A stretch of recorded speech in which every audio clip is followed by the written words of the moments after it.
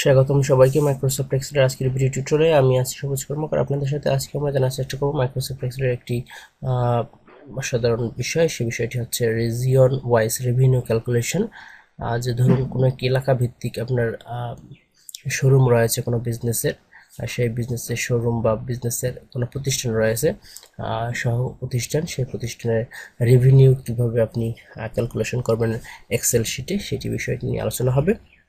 এখানে আপনারা স্ক্রিনে দেখতে পাচ্ছেন, এখানে আমি ডেট এবার বেশ কিছু রিজিয়ন রয়েছে, যেমন ঢাকা সাউথ, ঢাকা নর্থ, রাজশাহী, বরিশাল, সিলেট, এরকম বিভাগীয় শহর বা জেলা শহরে আপনার শোরুম প্রতিষ্ঠানের শোরুম থাকতে পারে বা প্রতিষ্ঠান থাকতে পারে। সেই প্রতিষ্ঠান থেকে ডেইলি বা মান্থ ওয়াইজ আপনি একটা ক্যালকুলেশন হিসাব করতে পারেন যে কোথা থেকে কত ইনকাম এসেছে, সেই ইনকামটি আপনি লিখে রাখতে পারেন এক্সেল শিটে, এবং সেই শিট থেকে আপনি টোটাল রেভিনিউ এবং অ্যাভারেজ রেভিনিউ, গড় এবং মোট রেভিনিউটা আপনি বের করতে পারেন খুব সহজে।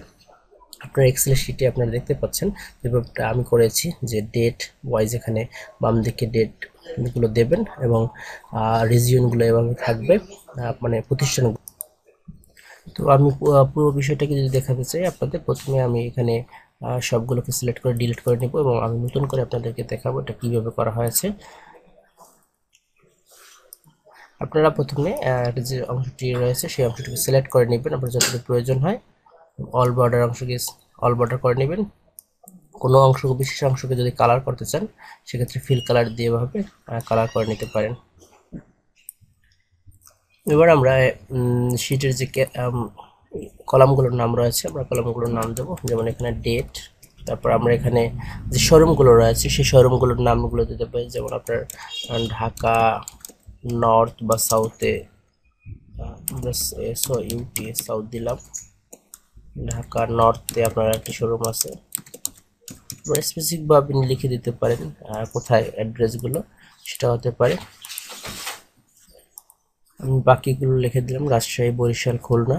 এগুলো হচ্ছে কোনো শোরুম বা প্রতিষ্ঠানের নাম, যেখানে আপনার কোম্পানির বিভিন্ন প্রতিষ্ঠান রয়েছে এই জেলা শহরগুলোতে। তো সেখান থেকে ডেট ওয়াইজ আপনি এখানে আপনি ডেট ওয়াইজ যেমন 21 বা এরকম লিখতে পারেন, 1 জানুয়ারি,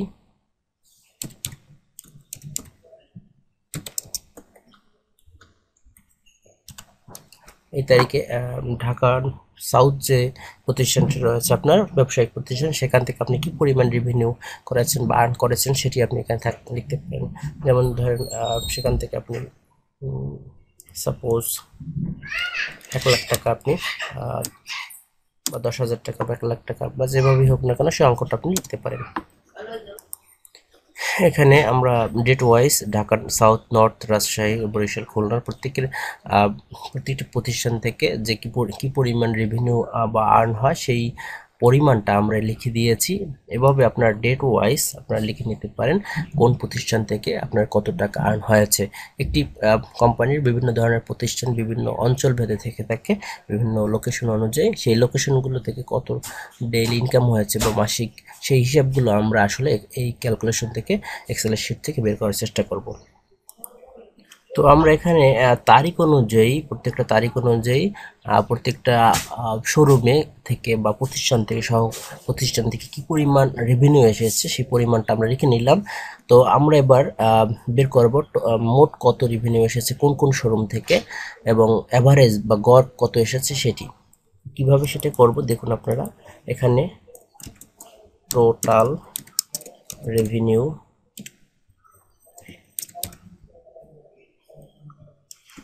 আমরা লিখে নিলাম। টোটাল রেভিনিউ, টোটালের সূত্রটা আমরা কি জানি, ইকুয়াল টু এসইউএম সাম, তারপর ফার্স্ট ব্র্যাকেট দিয়ে আমরা এই যে ঢাকা সাউথের যে শোরুমটি রয়েছে সেই শোরুমটি থেকে টোটালটা বের করব। দেখুন, তো এভাবে আমরা বের করতে পারি। এরপর আমরা আর কোনো সূত্র লিখব না, আমরা একটি সূত্র দিয়ে বাকি ঢাকা নর্থ, রাজশাহী, বরিশাল, খুলনা অন্যান্য লোকেশনের শোরুমের থেকে যে রেভিনিউ আসে সেটা দেখুন। প্লাস বাটনটি প্রেস করে চেপে ধরে নিচে টেনে বাম থেকে ডানের দিকে নিয়ে আসবেন। দেখুন, এভাবে আমরা খুব সহজে টোটাল রেভিনিউটা এভাবে যোগফলগুলো বের করতে পারি এক্সেল শিট দিয়ে, এই ফর্মুলা ব্যবহার করে, সাম ফর্মুলা ব্যবহার করে। এবার আমরা অ্যাভারেজ অ্যাভারেজ রেভিনিউটা দেখব। অ্যাভারেজের সূত্রটা আমরা এখানে ইউজ করব, AVERAGE, অ্যাভারেজ। তারপর আমরা দেখুন এই ঢাকা সাউথ এই শোরুমটা থেকে অ্যাভারেজটা বের করতেছি, তাহলে আমরা বাকিগুলো বের করতে পারবো। দেখুন এবার আমরা এখান থেকে প্লাস বাটনটি প্রেস করে ডান দিকে নিয়ে আসলাম। এবার দেখুন যেখানে আমরা অ্যাভারেজটাও বের হয়েছে। এখন আপনাদের প্রশ্ন হতে পারে সবগুলো শোরুম থেকে টোটাল কত এসেছে, এটাও একটা বিষয়। টোটাল, তো আমরা টোটালটা এখানে বের করি, ইকুয়াল টু SUM সাম। আমরা সাম লিখে তারপর আমরা সবগুলোকে এভাবে যোগ করে দেখিয়ে দিতে পারি। C7 থেকে G12 এই যে সেলগুলো রয়েছে, এই সবগুলো সেলগুলোকে যোগ করে আমরা টোটালটা দেখাবো। তাহলে এই যে অ্যামাউন্ট এসেছে এই অ্যামাউন্টটা হচ্ছে টোটাল অ্যামাউন্ট। তো আমরা আজকের যে টপিক, সেই টপিক থেকে আমরা রিজিওন ওয়াইজ রেভিনিউ ক্যালকুলেশনের সম্পর্কে আপনাদের দেখিয়েছি। আশা করি আপনারা আপনাদের ব্যবসায়িক প্রতিষ্ঠানগুলোতে এগুলো ইউজ করতে পারবেন এবং আপনারা কাজে খাটাবেন। ধন্যবাদ সবাইকে আমাদের সাথে যুক্ত থাকার জন্য। আমাদের চ্যানেলের সাথে থাকুন এবং সাবস্ক্রাইব করে আমাদের আপনার মূল্যবান মন্তব্য জানান।